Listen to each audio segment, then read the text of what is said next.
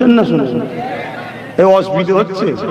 আমি তো ইতিহাস শুনেছি আপনাদের, আমি তো ইতিহাস শোনাচ্ছি, ইতিহাস শুনবেন না? হ্যাঁ, ইতিহাস শুনুন, না আগামী দিন বড় কঠিন হয়ে যাবে। দেখলেন না এই কদিন আগে ট্রেনে চাপা চাপ চাপা চাপ চাপা চাপ করে মারছে, মুখ ভর্তি দাড়ি, ৬০-৭০ বছর মুরব্বী বাপকে মারছে কে? একটা ১৮-২০-২২ বছরের হালকা বয়সের মেয়ে মারছে, চাপাং চাপাং করে মারছে। কি জন্য মারছে? নাকি আমার শরীরের বিশেষ অঙ্গের ফটো তুলছিল। আমি বছর ৩ আগে বলেছিলাম, হঠাৎ করে তোকে বলবে চোর চোর বলেই মারবে। আমার রস শুনেছেন কি জানি না, মানে এত ডিপ আর বলিনি, ইশারা ছিল এইদিকেই, কিন্তু এত ডিপ বলিনি। কেন? মায়ের জাতদের নিয়ে তো বেশি খুলে বলা যায় না, কথা বুঝে আসছে তো। কিন্তু বছর ৩ আগে বলেছিলাম যে হঠাৎ করে এই দোকানের সামনে দাঁড়াবি, তোকে বলবে চোর, ঘিরে ফেলে পিটতে পিটতে মারতে মারতে মারতে মারতে মেরে ফেলবে। এই যখন মেরে ফেলবে, তোর হয়ে যারা আন্দোলন করবে পুলিশ তাদেরকে ধরবে, যারা মেরেছে তাদেরকে পুলিশ ফুলের মালা দেবে। বছর ৩ আগে বলেছি না বলিনি? একটু সরাসরি দেন যারা শুনেছেন, বলেছি না বলিনি? আজকে আবার বলে যাচ্ছি, যে ঘটনা ঘটলো এটা আগামীতে অহরহ হবে, অহরহ হবে। যেখানে সেখানে পিটবে, জুতো খুলে মারবে। কথা বুঝে আসছে না? নাই এবার আব্বাস সিদ্দিকী এই বিষয়ে তুমি বক্তব্য দিওনি কেন?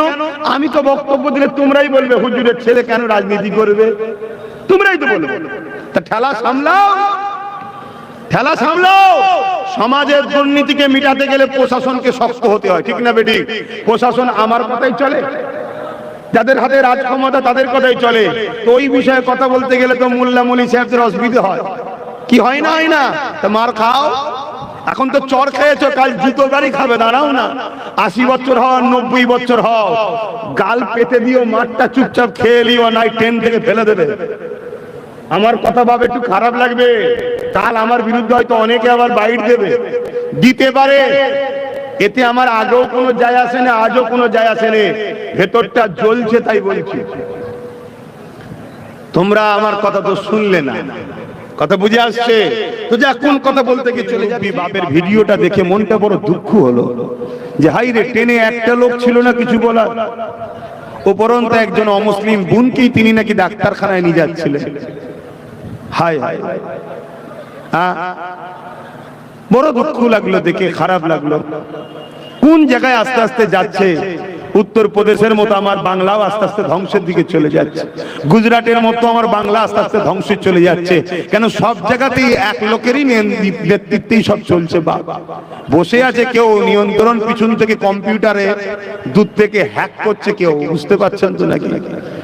অতএব সমাজ খুব খারাপের দিকে যাচ্ছে। আসো ছেলেদেরকে পড়াশোনা করাও, কেন? পড়াশোনা করলেই এ জায়গা থেকে উদ্ধার হওয়া যাবে, মূর্খ হলে এ জায়গা থেকে উদ্ধার হওয়া সম্ভব নয়।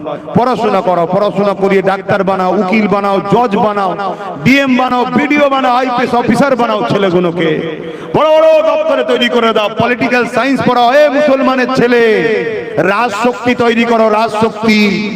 বারবার বলে যাচ্ছি, রাজশক্তি করো। দেখছো না পূর্ব মেদিনীপুরের একজন কমনাল ভূত চিল্লাচ্ছে, দেখছেন না? দেখছেন না?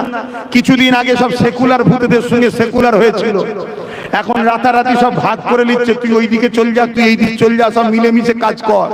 তুই ওখানে চিল্লাবি, আমি এখানে চিল্লাবো। আমি সেকুলার সেজে মুসলমানকে ধরে রাখবো, আর তুই কমনাল সেজে চিল্লাবি। দেখছেন না? দেখেন নে? তা আমি আমার কমকে বলে যাচ্ছি, মুসলমানের ঘরের ছেলে, ছেলেদেরকে পলিটিক্যাল সায়েন্স পড়াও। একদিকে উকিল বানাও, জজ বানাও, ডিএম বানাও, আইপিএস অফিসার বানাও, আর কিছু কিছু ছেলেদের ঘরে ভালো ভালো রাজনীতির নেতা বানাও, লিডার বানাও, লিডার। যদি মানতে মন যায় মানো, না হয় বুঝতে পারবে আগামী দিন আরো কত বিপদে পড়ো। আবার এ কথা বললে একদল মুনাফিক বক্তা, মুনাফিক পীর সাহেব, মুনাফিক মৌলানা, মুনাফিক রাজনীতির নেতা যারা কাফেরদের পাচাটে এই আছেন না নাই, তারা দেখবেন আমার পিছনে ঘেউ ঘেউ করে। এ দেখেছেন কখনো? হ্যাঁ, ঘেউ ঘেউ করবে। কেন? ওগুলো সব সুরাতে সকলে মুসলমান, ভেতরে সব বেঈমান হয়ে বসে আছে, ভেতরে সব ভাড়াটিয়া, দালাল।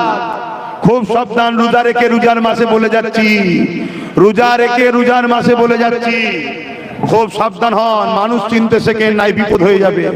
আখরি জামানা বিপদ হয়ে যাবে। আল্লাহ হিফাজত করেন, বোন আল্লাহুম্মা আমিন। আর ইসলাম পুরো ধর্মটাই মনে রাখবেন সায়েন্স। জোরে বলুন সুবহানাল্লাহ।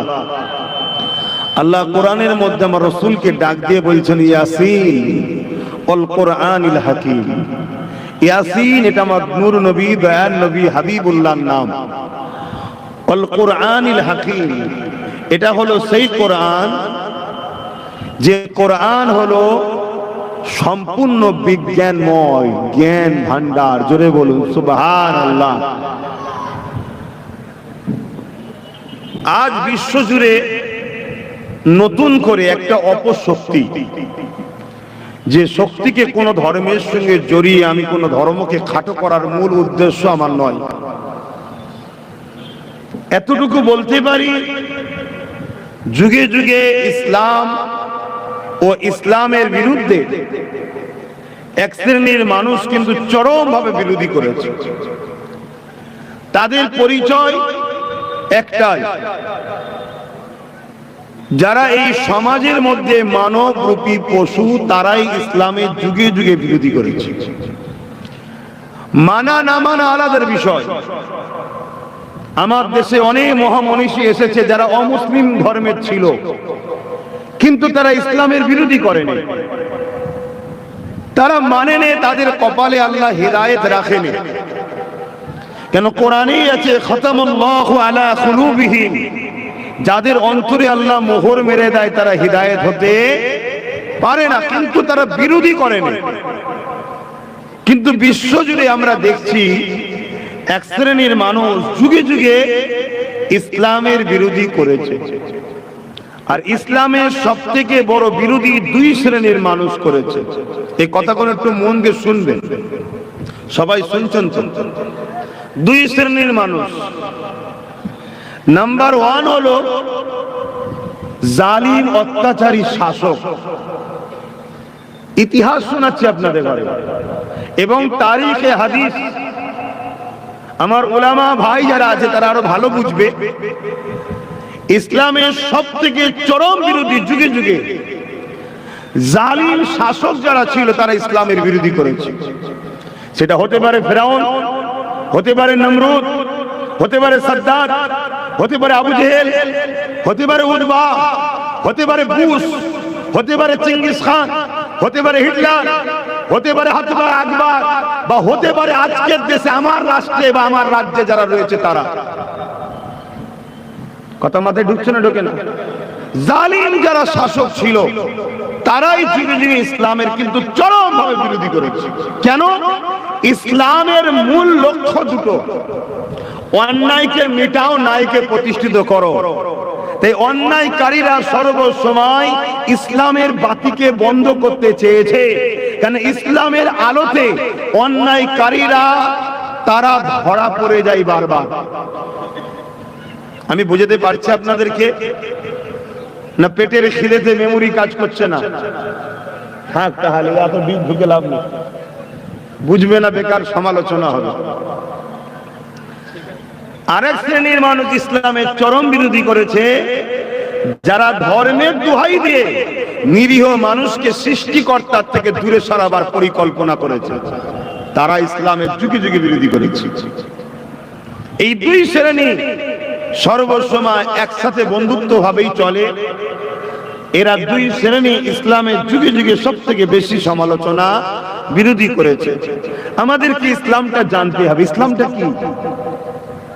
একটা জীবন ব্যবস্থা, যে জীবন ব্যবস্থাতে জুলুম থাকবে না, যে জীবন ব্যবস্থাতে গরিবের উপরে অত্যাচার থাকবে না, এতিমের মাল ঝেড়ে নিতে পারবে না, বিধবার উপর অত্যাচার করতে পারবে না, ক্ষুধার্ত মানুষকে খানা দিতে হবে, অসহায়কে আশ্রয় দিতে হবে, বস্ত্রহীনকে বস্ত্র দিতে হবে।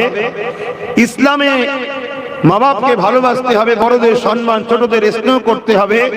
যে সমাজ ব্যবস্থায় চুরি থাকবে না, দুর্নীতি থাকবে না, ঘুষ থাকবে না, রেপ থাকবে না, যে সমাজ ব্যবস্থার মধ্যে কোন রকম ভাবে কোন মানুষের উপরে অত্যাচার, দখল, রাজ চলবে না, একে বলা হয় ইসলাম। জোরে বলুন সুবহানাল্লাহ।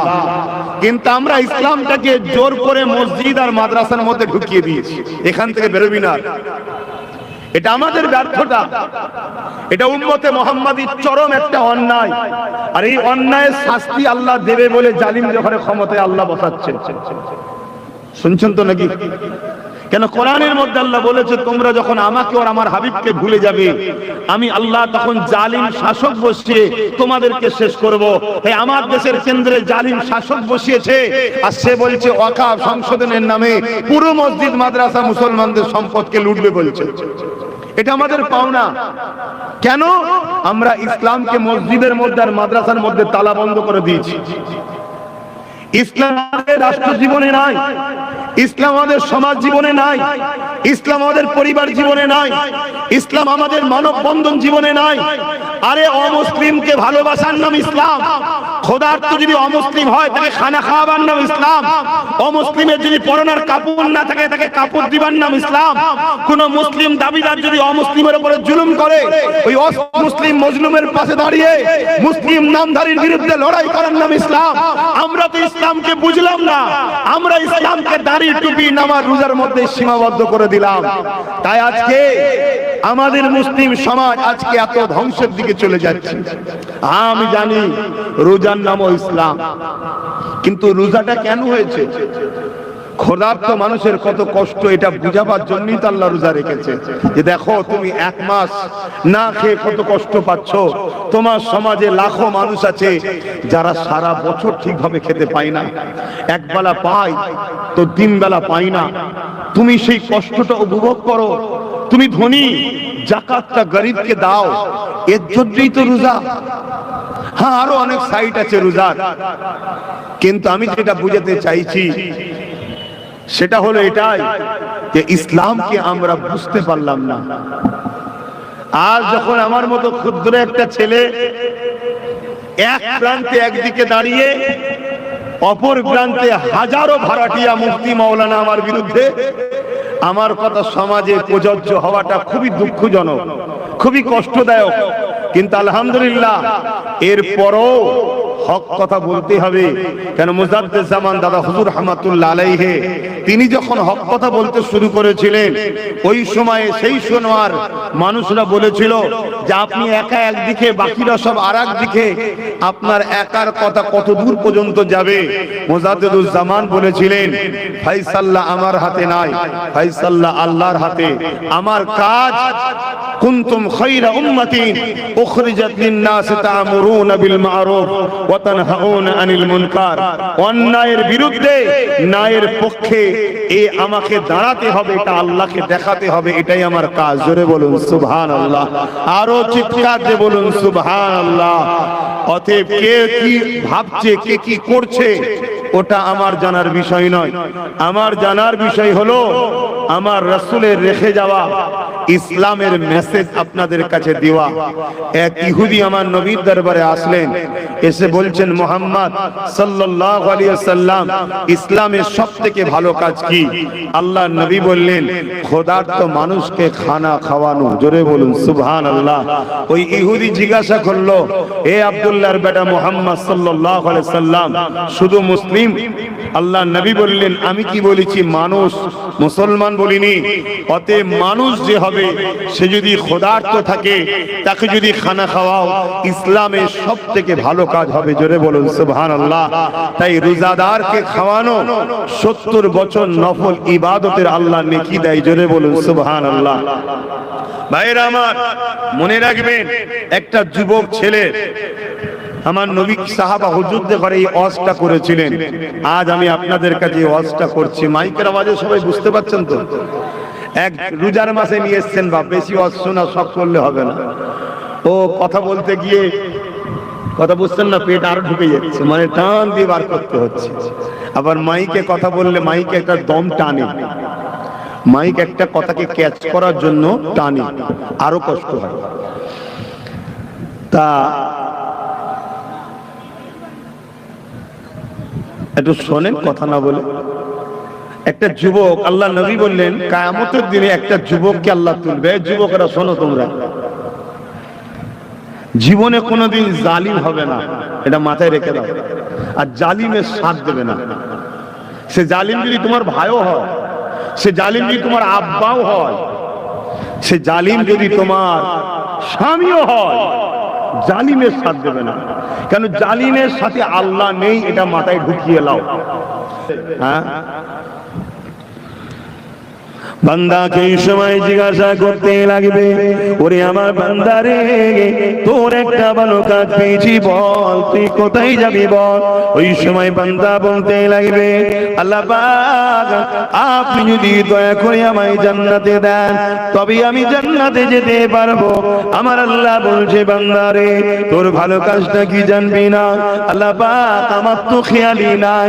ওই সময় আল্লাহ বলতে লাগে, ওরে আমার বান্দা, দুনিয়া তুই একদিন প্রচন্ড গরমের সময়, মন দিয়ে শুনবেন, এক ব্যক্তি তার গৃহপালিত পশুকে একটা ছায়াতে গাছের তলাতে বেঁধেছিল, সূর্য অন্য দিকে ঢলে যাওয়ার জন্য, পশ্চিম দিকে সূর্য ঢলে যাওয়ার জন্য।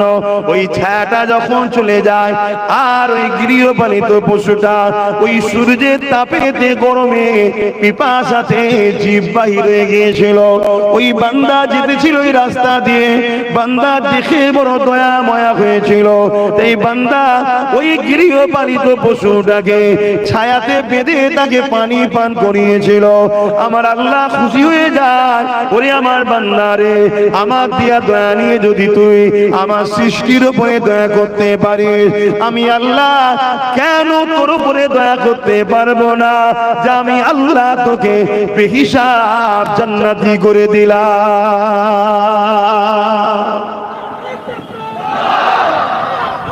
আল্লাহ কি বুঝলেন? একটা অবালা পশুকে গাছে থেকে ছায়াতে বেঁধে রোদ থেকে পানি পান করানোর জন্য আল্লাহ খুশি হয়েছে যে আমার দিয়া দয়া নিয়ে তুই যদি দয়া দেখাস, আমি তো সৃষ্টিকর্তা, দয়ার মালিক, তোকে কেন দয়া দেখাবো না? যা জান্নাতে যা। আল্লাহ যদি একটা অবালা পশুর উপরে দয়া দেখানোর জন্য জান্নাত দেয়, আমরা মানুষ হলো শ্রেষ্ঠ মখলুক। কোন গরিব, কোন অসহায়, কোন এতিম, কোন বিধবা, কোন মজলুম মানুষের পাশে যদি দাঁড়ায়, আল্লাহ আমাদের উপরে দয়া দেখাবে না? দেখাবে না? কথা বলুন, দয়া দেখাবে না? দেখাবে না? অতএব আল্লাহকে খুশি করার জন্য আমাদের জান মাল সব কুরবান হয়েছে, আগামীতেও কুরবান করতে হবে। জোরে বলুন ঠিক না বেঠিক? বলুন ইনশাআল্লাহ। আল্লাহ কবুল করে, বলুন আল্লাহুম্মা আমিন। কেন? দুদিনের দুনিয়া, এটা দুদিনের দুনিয়া। রমজান শরীফের মাস, গরিবদেরকে বেশি বেশি করে দেবেন, এতিমদের দেবেন, পরনার কাপড় অসহায় গরিবদের ঘরে দেবেন, ইফতারের ব্যবস্থা করবেন। এটা অনেক ফজিলতের কাজ। আমি রোজা নিয়ে কথা বলতে গিয়ে অন্যদিকে চলে গিয়েছিলাম। কেন? আজ পুরো বিশ্ব জুড়ে ইসলামের বিরুদ্ধে ষড়যন্ত্র করছে। বিশেষ করে আমাদের প্রতিবেশী দেশ, আমার দেশের দুশ্মন দেশ চাইনা, চীন, যারা আমার দেশের একটা বড় অংশ জায়গাকে দখল করে নিয়েছে। সেই চাইনা জোর করে ওখানকার মুসলমানদেরকে রোজা রাখতে দিচ্ছে না। অথচ রোজা মানুষের স্বাস্থ্যের জন্য কত উপকার দেখুন। মেডিকেল বলছে লিভার, ফ্যাটি লিভার তৈরি হচ্ছে। এই ফ্যাটি লিভারের হাত থেকে বাঁচার সব থেকে উত্তম উপায় হলো রোজা। জোরে বলুন সুবহানাল্লাহ। মানুষের পিত্তথলি গরম হয়ে যায়, ওই পিত্তথলিকে রেস্ট দিবার জন্য সব থেকে উত্তম পন্থা হচ্ছে রোজা। জোরে বলুন সুবহানাল্লাহ।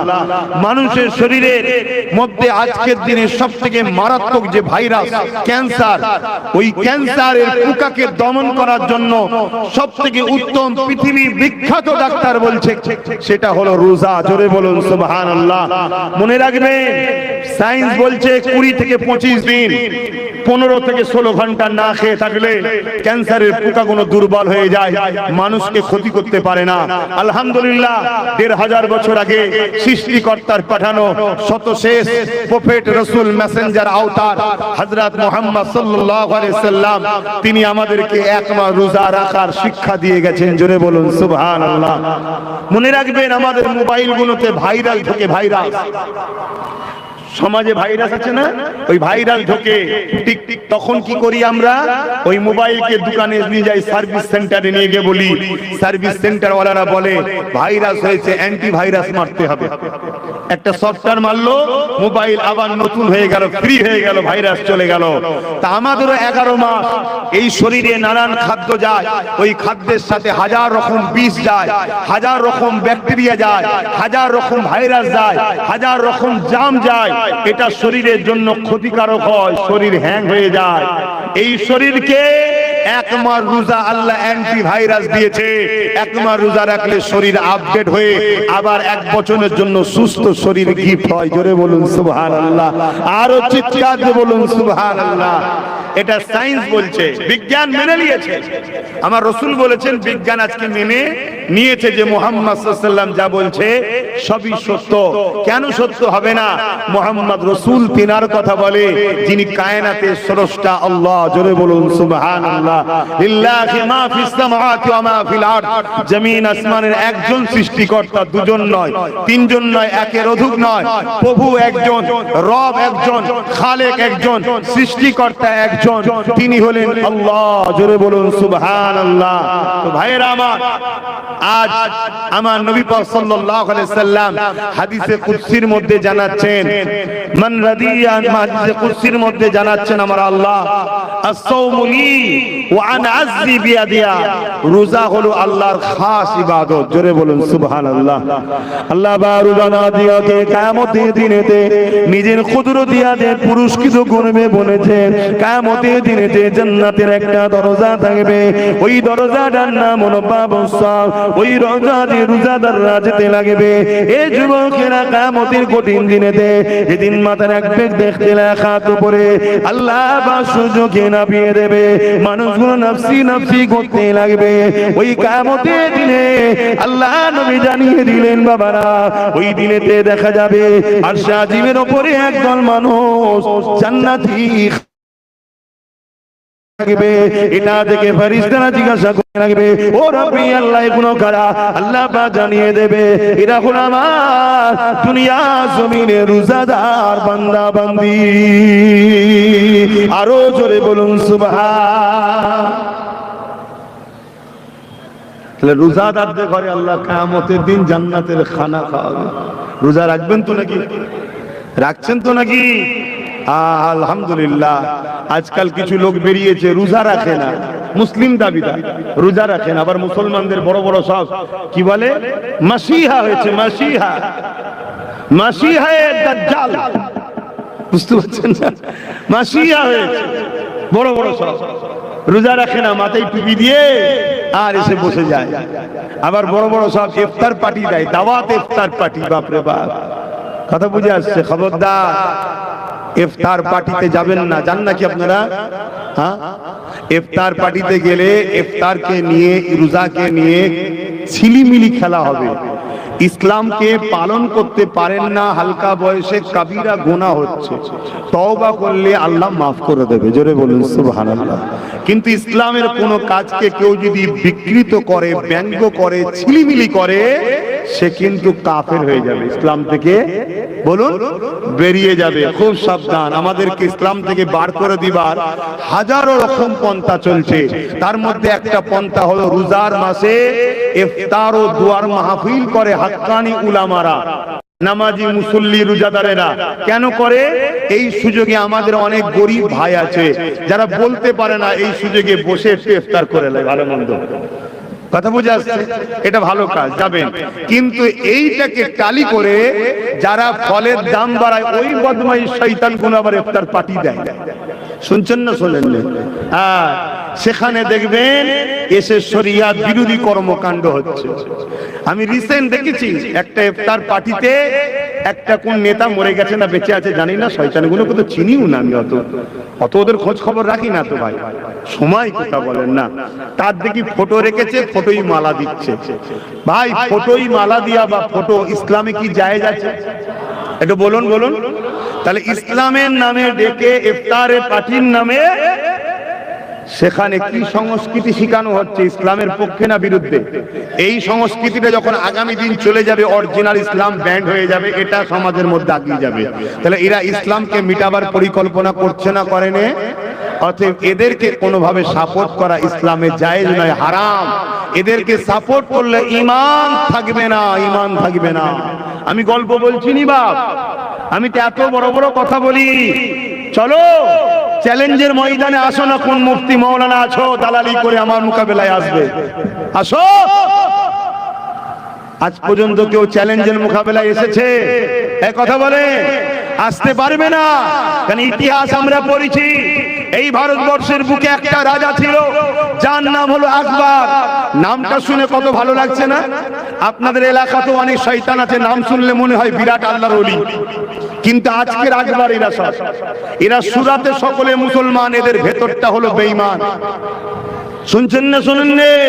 ওই আকবর ছিল, নাম কি? আকবর।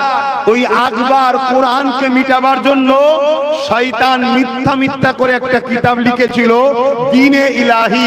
এই কথাটা একটু বলে দিয়ে, তুই জানা দরকার আছে তো নাকি? দ্বীনে ইলাহি, কিতাবটার নাম কি? দ্বীনে। নামটা কত সুন্দর না? ইলাহি বলতে আল্লাহ বোঝায়, আল্লাহর দ্বীন। কথা বুঝে আসছে তো নাকি? কিন্তু কোনটাকে মিটাতে চাইছে বলুন? কোরআন শরীফকে। আজকে নাম দিয়েছে ইফতার পার্টি বা দাওয়াতে ইফতার। নামটা ভালো না খারাপ? খাওয়াবে কিন্তু সেই ফলটলি, কিন্তু উদ্দেশ্য আকবরের। অরিজিনাল ইসলামের ইফতারের মাহফিলগুলোকে বন্ধ করে এই আজকের আকবর কোন শয়তানি ইফতারের মাহফিল তৈরি করছে। শুনছেন তো নাকি?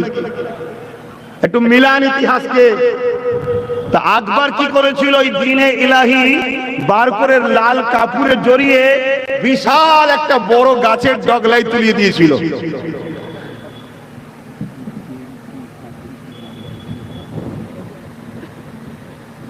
শুনছেন তো?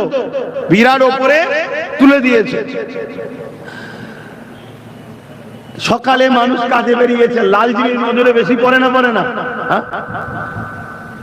যখনই নজরে পড়েছে, একজন দুজন তিনজন ডাকাডাকি হতে হতে লোক জড়ো হয়ে গেছে। কেউ সাহস করে নাবাচ্ছে না। রাজার কাছে খবর গেছে আকবর সৈন্য টৈন্য নিয়ে বদমাইশ নিজে করেছে। শয়তান সব জানে, সে যে গুজে আসছে। এসে আর ওই লোক থেকে নাবিয়েছে। নাবাবার পরে খুলে দেখছে আরবিতে লিখা, কিতাবটার নাম দ্বীনে ইলাহি। তখন আকবর বলছে, আমার রাজত্বতে আল্লাহ খুশি হয়েছে, এজন্য আসমান থেকে কিতাব পাঠিয়েছে। এখানে কি বলবেন? সুবহানাল্লাহ বলবেন? কথা বলছে না তো? কি বলবেন? নাউযুবিল্লাহ। শয়তানি হয়েছে না হয়নি? কিতাবটা লিখলো কারা? আকবর লিখেছে? এই কথা বলে না। আকবর কি করে লিখবে? আকবর পয়সা দিয়ে হাজার হাজার মুফতি মৌলানা আলেমদের ঘরে কিনেছে। আজকে যেমন দেখছেন না সব ইমাম মৌলী সাহেব কিনা হচ্ছে। শুনছেন না? শুনছেন? এই অসুবিধা হচ্ছে। আমি তো ইতিহাস শোনাচ্ছি আপনাদের, আমি তো ইতিহাস শোনাচ্ছি। ইতিহাস শুনবেন না? হ্যাঁ, ইতিহাস শুনুন, না আগামী দিন বড় কঠিন হয়ে যাবে। দেখলেন না এই কদিন আগে ট্রেনে চাপা চাপ চাপা চাপ চাপা চাপ করে মারছে, মুখ ভর্তি দাড়ি, ৬০-৭০ বছরের মুরব্বী বাপকে মারছে কে? একটা 18-20-22 বছরের হালকা বয়সের মেয়ে মারছে, চাপাং চাপাং করে মারছে। কি জন্য মারছে? নাকি আমার শরীরের বিশেষ অঙ্গের ফটো তুলছিল। আমি বছর 3 আগে বলেছিলাম, হঠাৎ করে তোকে বলবে চোর, চোর বলেই মারবে। আমার রস শুনেছেন কি জানি না, মানে এত ডিপ আর বলিনি, ইশারা ছিল এইদিকে, কিন্তু এত ডিপ বলিনি। কেন? মায়ের জাতদের তো বেশি খুলে বলা যায় না। কথা বুঝে আসছে তো? কিন্তু বছর 3 আগে বলেছিলাম যে হঠাৎ করে দোকানের সামনে দাঁড়াবি, তোকে বলবে চোর, ঘিরে ফেলে পিটতে পিটতে মারতে মারতে মারতে মারতে মেরে ফেলবে। এই যখন মেরে ফেলবে, তোর হয়ে যারা আন্দোলন করবে পুলিশ তাদেরকে ধরবে, যারা মেরেছে তাদেরকে পুলিশ ফুলের মালা দেবে। বছর 3 আগে বলেছি, বলেছি না বলিনি? একটু সরাসরি দেন যারা শুনেছেন, বলেছি না বলিনি? আজকে আবার বলে যাচ্ছি, যে ঘটনা ঘটলো এটা আগামীতে অহরহ হবে, অহরহ হবে। যেখানে সেখানে পিটবে, জুতো খুলে মারবে। কথা বুঝে আসছে না? নাই এবার আব্বাস সিদ্দিকী এই বিষয়ে তুমি বক্তব্য দিওনি কেন? আমি তো বক্তব্য দিলে তোমরাই বলবে হুজুরের ছেলে কেন রাজনীতি করবে, তোমরাই তো বলবে। তা ঠেলা সামলাও, ঠেলা সামলাও। সমাজের দুর্নীতিকে মিটাতে গেলে প্রশাসনকে শক্ত হতে হয়, ঠিক না বেটি? প্রশাসন আমার কথাই চলে, যাদের হাতে রাজ ক্ষমতা তাদের কথাই চলে। তো ওই বিষয়ে কথা বলতে গেলে তো মোল্লা মৌলভী সাহেবদের অসুবিধা হয়, কি হয় না? হয় না? তো মার খাও। এখন তো চর খেয়েছো, কাল জুতো বাড়ি খাবে, দাঁড়াও না। 80 বছর হও 90 বছর হও, গাল পেতে দিও, মাঠটা চুপচাপ খেয়ে লিও, নাই ট্রেন থেকে ফেলে দেবে। আমার কথা ভাবে একটু খারাপ লাগবে, কাল আমার বিরুদ্ধে হয়তো অনেকে আবার বাইট দেবে, দিতে পারে। এতে আমার আগেও কোনো যায় আসে না, আজও কোনো যায় আসে না, ভেতরটা জ্বলছে তাই বলছি। তোমরা আমার কথা তো শুনলে না, কথা বুঝে আসছে তো? যে কোন কথা বলতে গিয়ে চলে যাচ্ছি শোনেন। তা আকবর পয়সা দিয়ে মুফতি মাওলানা কিনে কিতাবটা লিখিয়েছিল। মুজাদ্দেদ আল-পেসানি রহমাতুল্লাহ আলাইহি নাম শুনেছেন? তিনি ওই আকবরের দিনে ইলাহি ও আকবরের বিরুদ্ধে ঘোষণা করলো, যুদ্ধের লড়াইয়ের ওনার বিরুদ্ধে ফতোয়া দিল যে আকবর ভণ্ড, ওর চলবে না। আকবরের হাতে রাজ ক্ষমতা, মিলিটারি আছে, পুলিশ আছে, আবার আলেম মুফতি মাওলানা কিনেছে। আকবর মুফতি মাওলানাদের বললে, আমার সব ভাড়াটিয়া মাওলানা তোরা পয়সা দিয়েছিস, বদমাইশগুলো খেয়েছিস, আর আমার বিরুদ্ধে মুজাদ্দেদ আল-পেসানি ওই মুরব্বী লোকটা একা লড়ছে, তোরা কি করছিস? যা গ্রামগঞ্জে লেগে যা, সব যে আমার পক্ষে বুঝা। আকবরের মুফতি মাওলানা গুলো সব ভাড়াটিয়া গুলো বেরিয়ে গেল, বেরিয়ে গিয়ে নানান দিক দিয়ে মানুষকে বুঝাতে লাগলো। হ্যাঁ, শাসকের বিরুদ্ধে হ্যান ত্যান সব বললে হয় আর হয়, এরকম সব বুঝাতে শুরু করলো।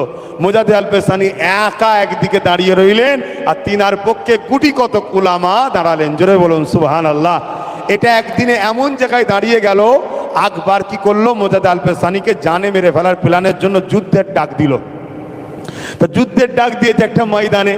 মুজাদ্দেদ আল-পেসানি হুজুর তিনি যাচ্ছেন, তিনার সাথে গুটি কতক আলেম উলামা আছেন, আর আকবরের দিকে বিরাট মিলিটারি, বিরাট পুলিশ, বিরাট ফোর্স, আর বড় বড় সব বিরাট বড় বড় মুফতি মাওলানা সব আকবরের দিকে, কেন কিনা তো খরিদ করা, কথা বুঝে আসছে, দাঁড়িয়ে আছে। মুজাদ্দেদ আল-পেসানি গিয়ে আল্লাহর কাছে হাত তুললেন, আল্লাহ এই জমিনের ওপরে আপনার পক্ষে আমি দাঁড়িয়েছি, আর আকবর শয়তানের পক্ষে দাঁড়িয়েছে। আপনি যদি এখন সাহায্য না করেন তো কখন করবেন? আপনার সাহায্য আমি চাই আল্লাহ, আল্লাহ আপনার সাহায্য চাই। অনেক বাধা পেয়েছি, তাও লড়াই করেছি, এই মুহূর্তে ওরা আমাদেরকে মেরে ফেলার প্ল্যান করছে, আপনার সাহায্য চাই। আল্লাহ পাক দোয়া কবুল করলেন। জোরে বলুন সুবহানাল্লাহ। বিশাল তুফান পাঠালেন। ওই তুফান মুজাদ্দেদ আল-পেসানি ও তিনার সাথীদের মাথার উপর দিয়ে গিয়ে আকবর ও তার বাহিনীকে সব লন্ডভন্ড করে মেরে আল্লাহ জাহান্নামে গ্যারেজ করে দিয়েছে। শুনছেন তো নাকি? হ্যাঁ, অতএব হকের পক্ষে কম তো কি হয়েছে, তোমাকে আল্লাহর পক্ষে থাকতে হবে। রাজি আছো না নাই? রোজার মাসে হাত তুলে বলো, রাজি আছো না নাই? হ্যাঁ, তোমার ওপর যদি স্টিম রোলার কেউ তুলে দেওয়া হয়, তারপর ওই রোলারের তলায় পিছাতে পিছাতেও তোমাকে বলতে হবে আল্লাহ, আল্লাহ রসুল ছাড়া অন্যদিকে নাই। কথা বুঝে আসছে? সেই জায়গাতে আমাদের মাথায় রাখতে হবে। বাপ, আজও বহুত মুফতি মাওলানা সমাজের আজকের শাসকদের কাছে সব বিক্রি হয়ে গেছে। যারা হজ হাউসে মদের বোতল পাওয়া যায়, তাদের মুখে প্রতিবাদ পাওয়া যায় না। যারা মাদ্রাসা ধ্বংস হয়ে যাচ্ছে, তাদের মুখে প্রতিবাদ পাওয়া যায় না। উপরন্ত দালালিতে তাদের ঘরে নম্বর 1-এ পাওয়া যায়। এমন আছে না নাই? আমি কারো নাম বলেছি, তা চিনবেন কি করে? কালকে যেগুলো ফোঁস তুলবে ওইগুলো হলো দালাল। চিনার নমুনা বলে যাচ্ছি। তা আসেন, দেরিছি সালাম দিতে, সালাম দিয়েলি। ইয়া নবী সালাম, ইয়া রাসূল, ইয়া হাবিব সালাম,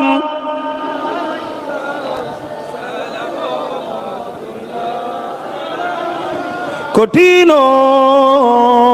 আসরের দিনে কি আছে মোদের কপালে, গুনাহগার উম্মাহ আত আপনার লইবেন সঙ্গে মাসরে। নবী সালাম,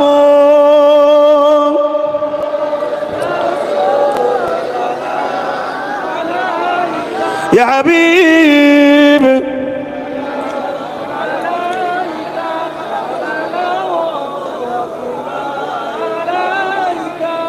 বাপজান আমার সময় কম, তাড়াতাড়ি গায়ে গায়ে বসুন। বলো নাকি ইসলামের বাইরে বললাম? তাহলে সমস্যা কিসে?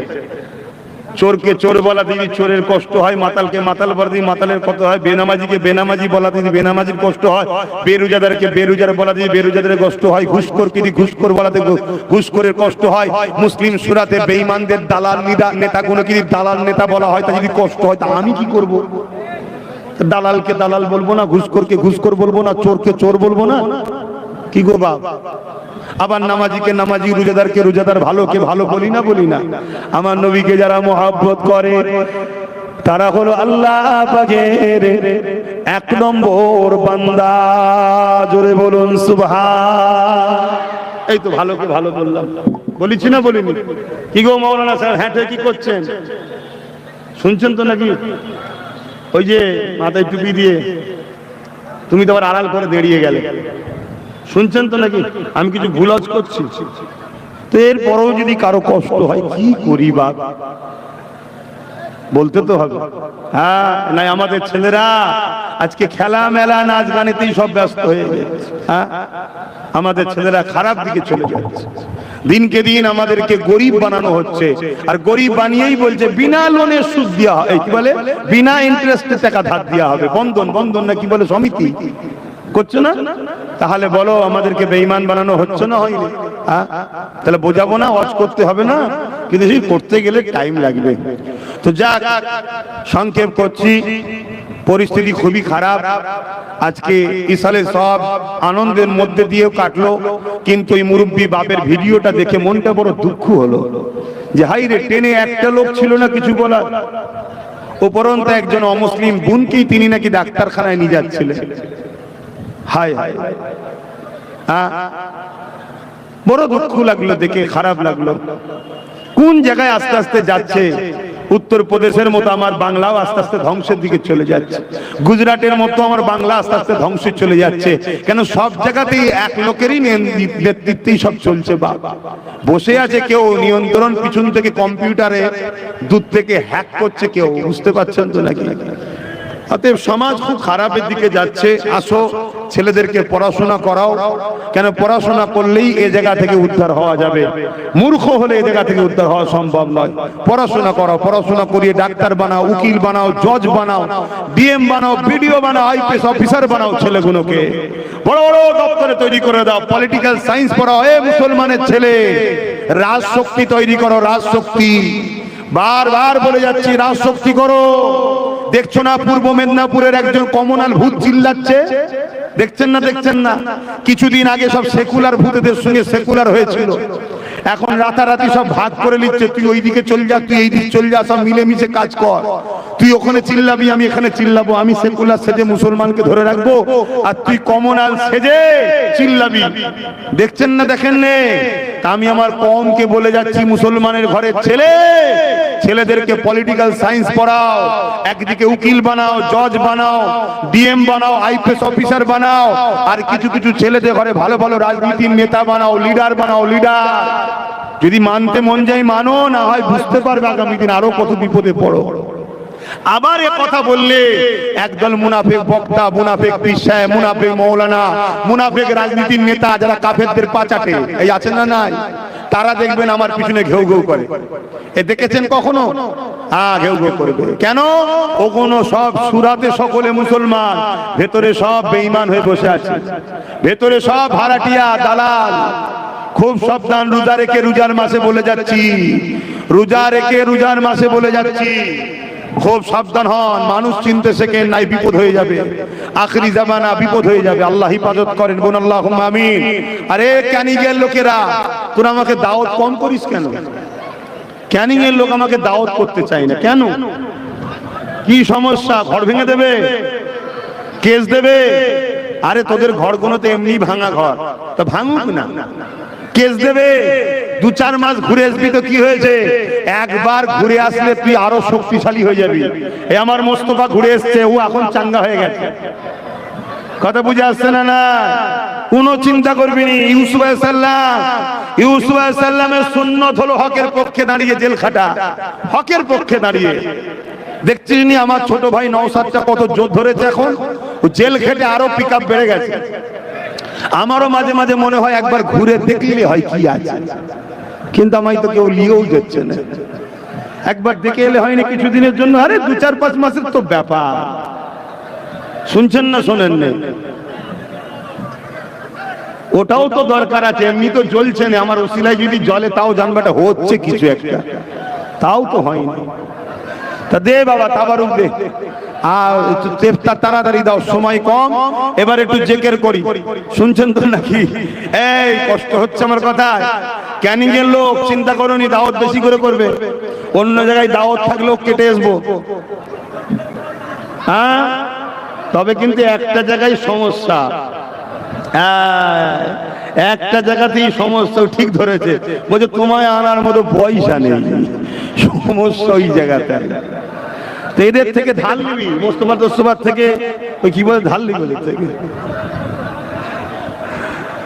আসো কলেমা পড়ো, লা ইলাহা ইল্লাল্লাহ, লা ইলাহা ইল্লাল্লাহ, লা ইলাহা, লা ইলাহা ইল্লাল্লাহ, লা ইলাহা, লা ইলাহা ইল্লাল্লাহ মুহাম্মাদুর রাসূলুল্লাহ সাল্লাল্লাহু আলাইহি ওয়াসাল্লাম। সত্যি করে বলো, তোমরা গরীব না তোমাদের মনটা ছোট? এই সত্যি করে বলো, তুমি যে বললে আনার শখ যায়, টাকা নাই, সত্যি করে বলো। যদি সত্যি বলো আমি ফ্রিতে তোদের জলসে আসবো ক্যানিং এর জন্য। সত্যি করে বলো, তোমরা গরীব না তোমাদের দিল নেই? আমি জানতে চাইছি গরীব না দিল নেই? সত্যি গরীব? তা তোদের এলাকার লোকগুলো করলো কি তাহলে, গরীব বানালো? হ্যাঁ ঠিক আছে, তোরা যখন গরীব কাউকে বলবি নি, তোদের সঙ্গে আলাদা ভাবে ঠিক করে আসবো, কোনো অসুবিধা নেই। শুধু ওই ক্যানিং এর জন্য, অন্য জায়গায় নয়, অন্য জায়গায় গরীব বললেও ছাড় নেই। মেয়ের বেদিবার সময় সব জায়গাতে বেরোয়, আর নলেজ সিটি করার সময় পয়সা নেই বলছে। কেন? আমি নলেজ সিটিটা করার জন্যই বা বলি ভাই, আমি যা দাবি দাবা করি, চাপ দিই, মানে সেই চাপ নাই, কারো গলায় টানি নাকি। আমার লক্ষ্য ভাই নলেজ সিটিটা করবো, তাই আল্লাহ কারে হচ্ছে না হয়নি। হিসাব নেবে, হিসাব, হ্যাঁ হিসাব লাগবে, যাবে হিসাব দেবো, কোন হিসাবে হিসাব দেবো, আমার অফিসে যাবে, হিসাব রেডি করা আছে, দেখবে কি আছে। তেলাওয়াত করো, বিসমিল্লাহ শরীফের সঙ্গে করো, বা দরুদ শরীফ 3 বার, শরীফ ফাতিহা শরীফ 10 বার, সূরা ইখলাস তেলাওয়াত করো। আমি তো ভেবেছিলাম হয়তো 60 লোক হবে, ভেবেছিলাম গোটা 50-60 লোক হবে, গিয়ে একটু দোয়া করে দিয়ে করবো খনি। কিন্তু আলহামদুলিল্লাহ ক্যানিংয়েও আমার দাদা হুজুরের এত ভালোবাসার মানুষ আছে, দেখে বড় খুশি হলাম। আল্লাহ তোমাদেরকে সুস্থ রাখো, ভালো রাখো, তোমাদের দুশমনদেরকে আল্লাহ কঠিন কঠিন বিমার দিয়ে ধ্বংস করে দিক, বলুন আমিন। আরো জোরে বলুন আল্লাহুম্মা আমিন। আল্লাহ তোমাদেরকে জালিম মুক্ত করুক, বলুন আমিন। আল্লাহ তোমাদেরকে মজলুমদের হাত, জালিমদের হাত থেকে উদ্ধার করুক, বলুন আল্লাহুম্মা আমিন। আসো দোয়া চাওয়া হবে।